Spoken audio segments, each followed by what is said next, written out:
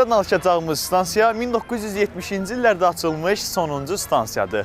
1989-cu ilə qədər Neftçilər stansiyası Bakının sənaye rayonlarını birləşdirən qovşaq rolunu oynayıb.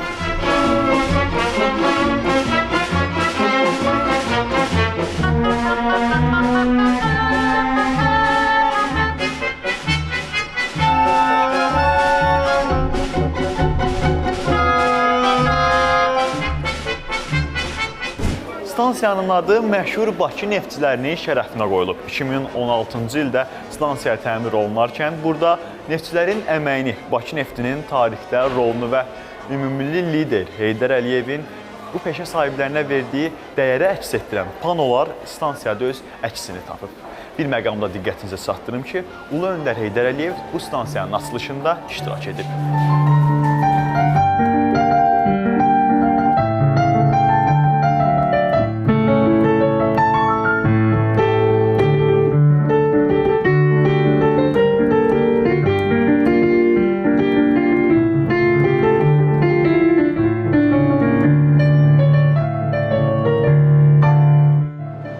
Stansiyada Bakı neftçiləri ilə bağlı panolar çoxdur. Bunları biz divarlarda da görə bilirik. Ümumiyyətlə, Bakı nefti istər keçmiş dövrlərdə, istərsə də müstəqillik illərində Azərbaycan üçün çox böyük önəm daşıyıb. İkinci Dünya müharibəsi zamanı Sovetlər Birliyinin Hitler Almaniyası üzərində qələbə qazanmasında da Bakı nefti xüsusi rol oynayıb.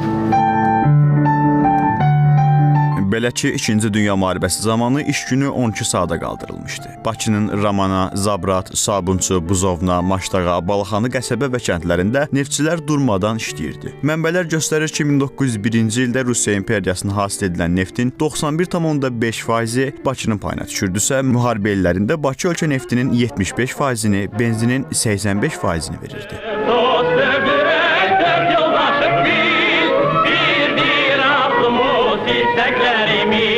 Hər gün suları tən yara-yara bircə gedirik biz buruqlara. Tofiq Quliyevin Dostluq mahnısı və ya neftçilər haqqında adı ilə tanınan bu musiqidən bir parça elə stansiyaya çatan qatarlarda səslənir. Hər vaxt sədaqət şuarımızdır, ayrılmaz dostlar biz, mükəmməl bir qüvvəmiz, qarşımızda baş əyir, mavi dalğalı dəniz. Əziz Bakılılar və şəhərimizin qonaqları, bu həftə sizlərə Neftçilər stansiyasından xəbər verdik. Gələn həftə Xalqlar Dostluğunda görüşərik. Hələlik. Mavi dalğalı dəniz,